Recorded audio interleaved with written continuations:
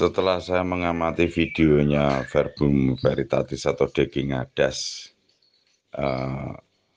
ada beberapa poin yang saya soroti. Yang pertama, dia menyampaikan dengan suatu bahasa teologi di mana awam-awam Kristiani, entah itu Protestan, Katolik, seolah-olah menggelegar mendengarkan kata-kata dari Daging Ngadas yang selalu menggunakan kata paradoks.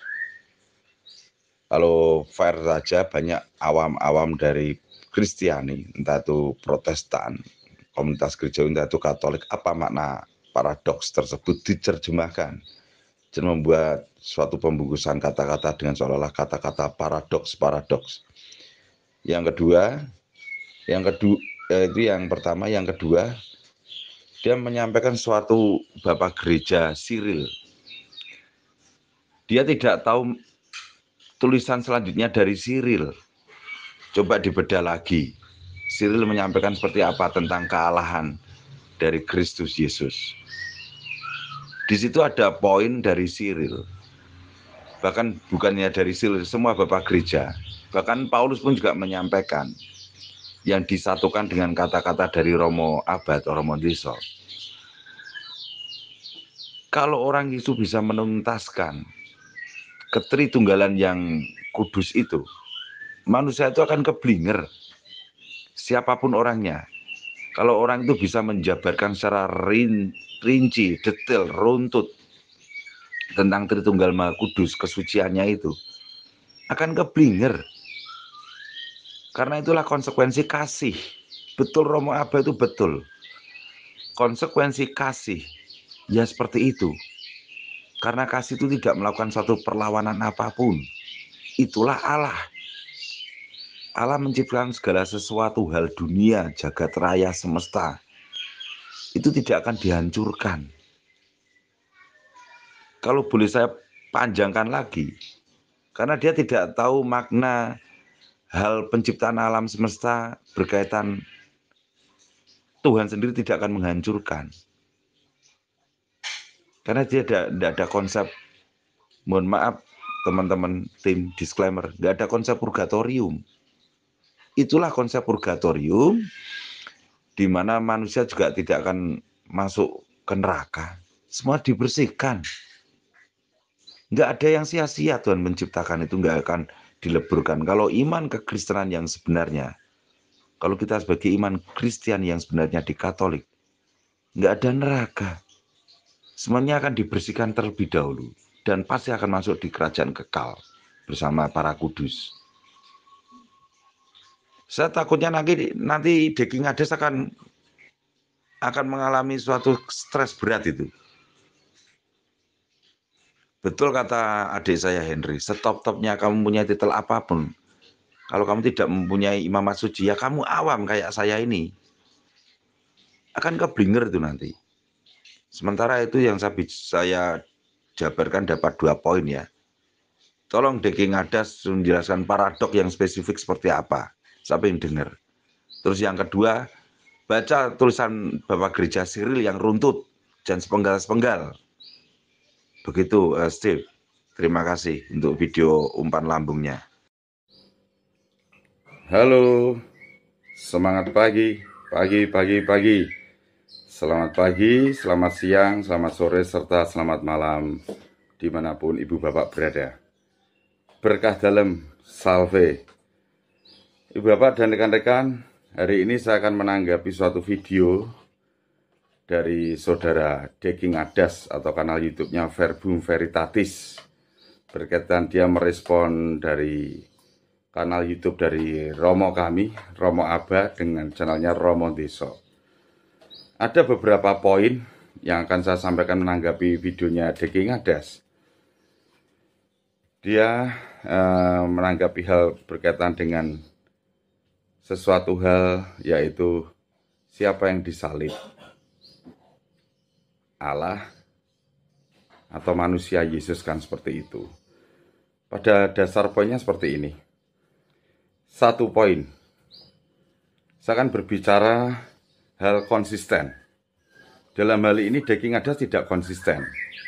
Karena dalam doktrinalnya dia menggunakan sola scriptura, untuk sebagai rujukan otoritas dalam berteologi maupun dalam kristologinya. Dia nggak konsisten, tetapi dia mengambil sumber data dari bapak-bapak gereja. Itu tradisi suci masuknya.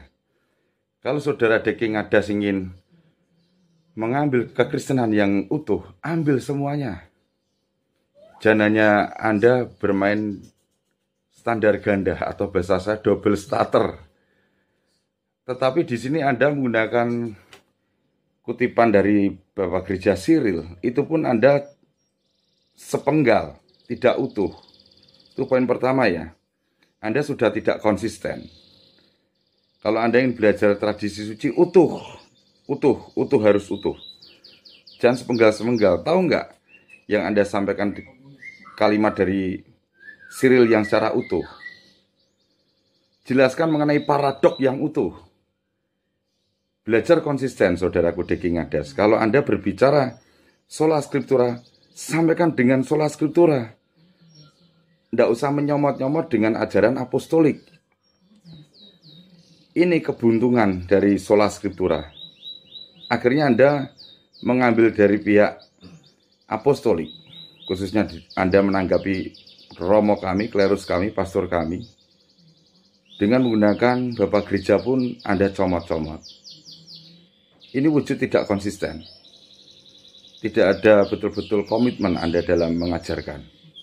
Pertama. Yang kedua, Anda juga menyadur dalam tulisan Paulus di dalam kitab suci Kisah Para Rasul berapa itu ya. Gini saudaraku, Deki Ngadas, Allah itu Maha Kasih. Allah itu Maha Kasih, semuanya yang Allah buat itu ada wujud suatu kebaikan. Tidak mungkin hal itu akan digugurkan oleh Allah sendiri. Untuk memberikan suatu pengajaran yang baik dan benar. Meskipun saat itu firman belum menjadi daging, dia memberikan wahyu kepada manusia-manusia pilihannya, yaitu dari nabi-nabi itu. Tetapi belum bisa mutlak. Karena harus ada silih yang dia pertanggungjawabkan. Silih itu harus dia tebus sendiri. Allah mengutus firman menjadi manusia itu, putranya itu. Anak domba Allah. Dengan begitu pekatnya kasih Allah. Sehingga di sini Allah tidak ingin semuanya manusia hancur dalam dosa. Firman itulah menjadi daging. Melalui seorang wanita yang sangat suci, Theotokos, Bunda Maria. Ini ada suatu konsisten Allah itu. Konsekuensi silih itu harus dia berikan. Betul apa yang disampaikan romo kami. Harus konsekuen. Tidak berpura-pura. Konsekuensi kasih seperti itu, saudaraku Deki Ngadas. Sepandai-pandainya orang, secerdas-cerdasnya orang, untuk menggali misteri Tritunggal Maha Kudus, orang itu akan gila. Semua bapak gereja itu tidak menunjukkan secara spesifik, enggak. Tapi suatu clue atau tanda. Tinggal kita bisa nggak menangkap hal itu. Cermati itu terlebih dahulu. Poin pertama, Anda tidak konsisten. Anda menyomot-nyomot tradisi suci. Berkaitan tulisan bapak-bapak gereja. Inilah yang Anda menjadi keblunderan. Harusnya Anda berpijak pada sola scriptura Anda, saudaraku Deki Ngadas. Yang kedua, saya ulang lagi, konsekuensi kasih seperti itu, saudaraku. Bukannya saya membela klerus kami, bukan.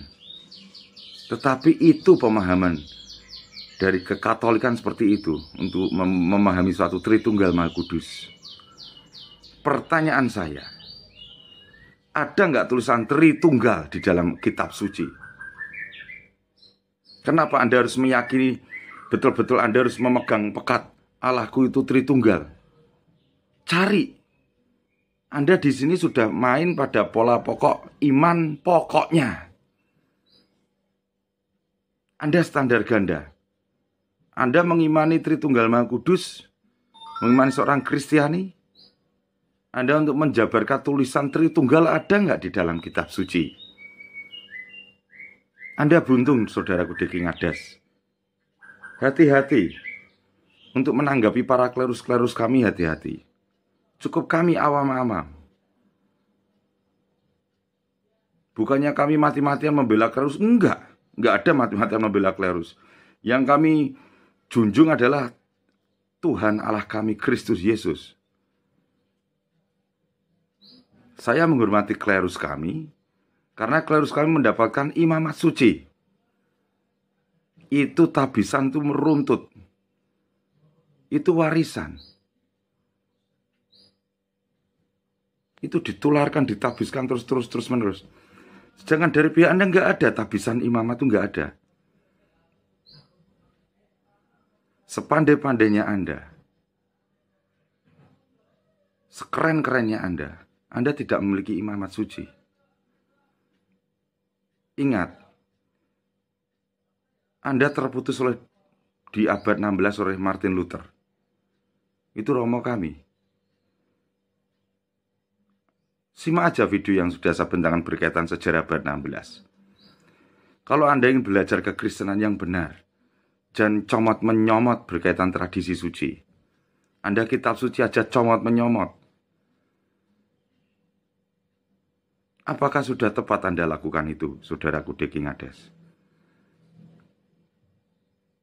Cukup 2 poin saya menanggapi Anda. Jangan menyomot-nyomot berkaitan tradisi suci, karena kebiasaan dari teman-teman Anda itu comot-menyomot kitab suci. Terakhir untuk saya menyampaikan, umat Kristiani yang sebenarnya, sesuai pengajaran dari para rasul, meyakini benar-benar semua kekal di dalam rumah yang penuh damai di surga. Akan tetapi semua harus diperhitungkan terlebih dahulu, atau dibersihkan terlebih dahulu melalui purgatorium. Anda yang tidak ada di sini.